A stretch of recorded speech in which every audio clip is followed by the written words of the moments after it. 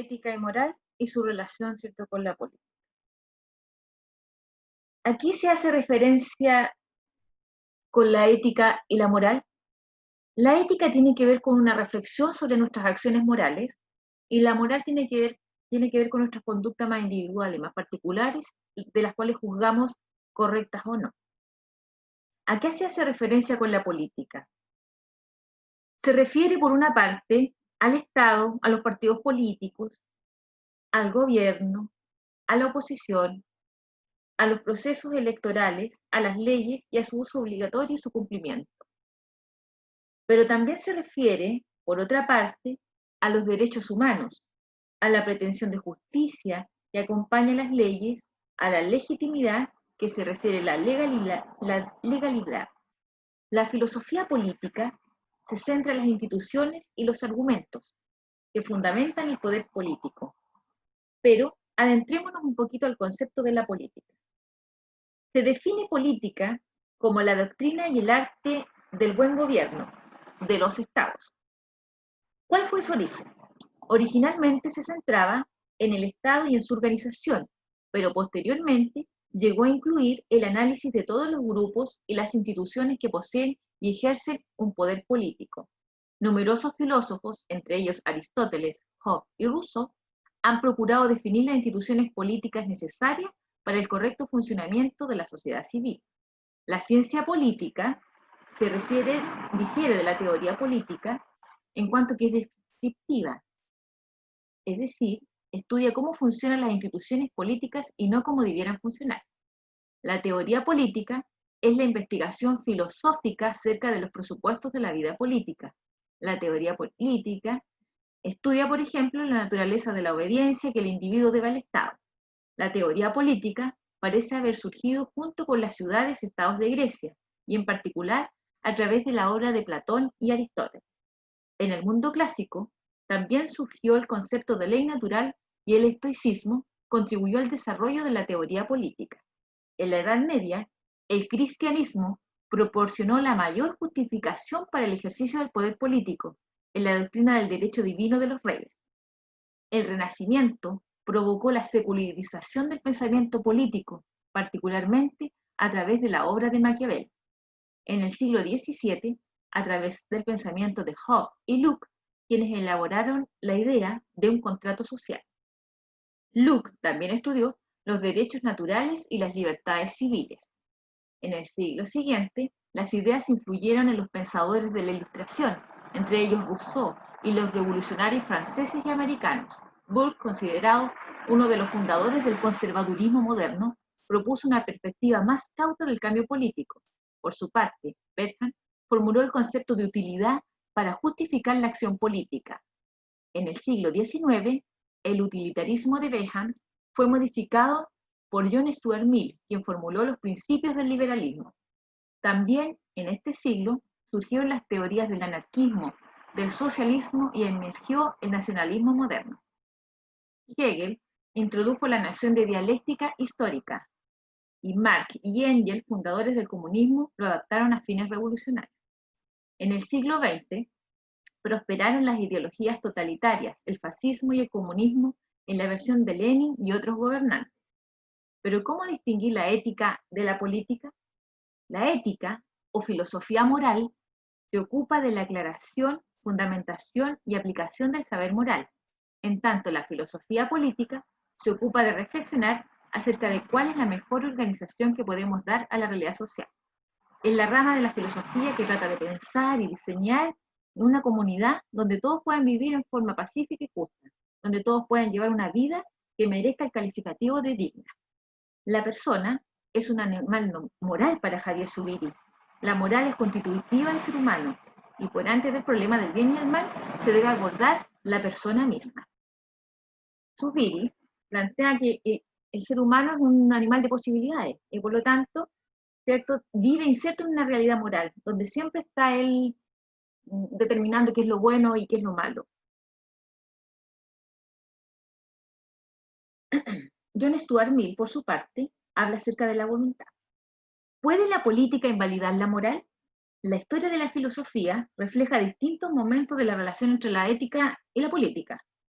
Desde la profunda relación entre de la ética y la política que se da en la antigüedad clásica, pasando por la reparación completa de la ética y la política en la época moderna, hasta el escepticismo político que existe actualmente. Junto con esto, algunos problemas relacionados con la distinción entre ética y política que parecieran ser superados vuelven a plantearse siempre, una y otra vez. Una política sin ética en el siglo XVI. Esto se vio reflejado en el pensamiento de Nicolás Maquiavelo. En su obra El Príncipe, presenta la ética y la política en forma contrapuesta. Para él, un buen gobernante solo debía preocuparse de mantener el poder, sin necesidad de actuar de una manera moralmente correcta. Una de sus frases más conocidas era: el fin justifica los medios. Las manos sucias del siglo XXI. Cody retoma lo propuesto por Maquiavelo y lo relaciona con la idea de que un político debe ensuciarse las manos, si es necesario. Tiene la visión de la política fuera de la ética.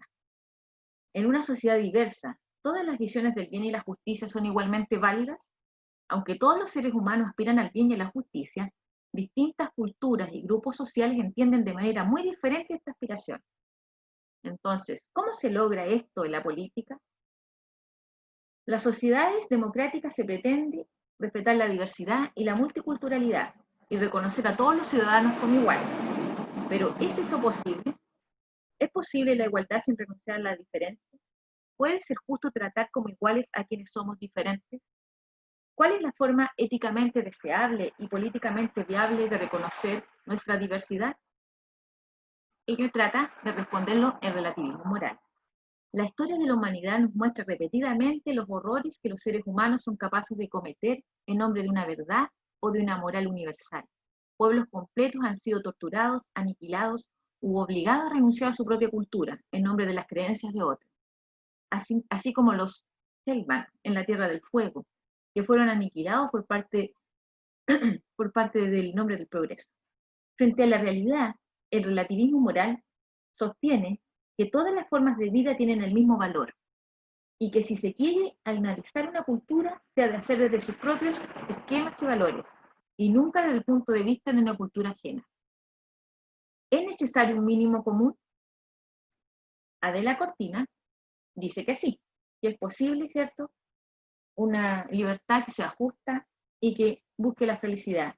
Debe existir un mínimo común donde pueden existir puntos medios entre los intereses personales y universales, para que se respete la individualidad y la pluralidad de cada ser humano. Es necesaria la perspectiva ética que defina los mínimos comunes que resguarden la dignidad de las personas y asegurar el máximo respeto por la diversidad. Hay dos maneras de entender, ¿cierto?, la justicia, desde las partes de las normas, donde todo el ser humano es intocable, por lo tanto exige un respeto universal, y también apuntando a la felicidad, dependiendo de los contextos culturales y tradicionales. Las perspectivas sobre la libertad y sus implicancias éticas. ¿Qué es la libertad? Toda libertad tiene la aspiración común que tienen todos los seres humanos: aspirar al bien, a la igualdad y a la justicia. ¿Pero qué es la libertad? ¿Qué significa ser libre en una sociedad? Éticamente, es el concepto que aplica comúnmente la facultad de actuar de acuerdo con la voluntad individual sin restricciones físicas o de otro tipo. El concepto de libertad se ha definido desde múltiples perspectivas y cada definición tiene implicancias directas en cómo se concibe la organización política de una sociedad. Berlin propuso dos sentidos de libertad, que tienen que ver con la libertad negativa y la positiva. La libertad negativa tiene que ver con la ausencia de las restricciones. Así como Hobbes lo planteó en su obra El Leviatán, la ausencia de elementos externos que me piden a mí el movimiento, la ausencia de obligaciones o castigos. Según Hobbes, es la ausencia de las oposiciones. Y la libertad, desde el punto de vista positivo, tiene que ver con las decisiones que yo tengo, la realización personal o el manejo de mí mismo. Nuestra libertad es indispensable de la justicia. La libertad solo puede adquirirse en forma cooperativa. Más allá de los intereses particulares, debe existir una forma de bien común. Las instituciones sociales deben ser las encargadas de establecer los márgenes dentro de los cuales cada persona puede ejercer su libertad. Debe otorgar un reconocimiento igualitario a todos los miembros de una sociedad. Vemos entonces este concepto de un tipo de concepto de libertad. Somos esclavos de nuestras palabras y dueños de nuestros silencios. Los consejos prácticos para la libertad de expresión. Acá se plantean 3 filtros de Sócrates. El primer filtro es la verdad. ¿Estás absolutamente seguro de lo que vas a decir? ¿Es cierto? El segundo filtro es la bondad y el tercero la utilidad. Vamos a mirarlo a través acerca de un video que les tengo para que se comprenda esta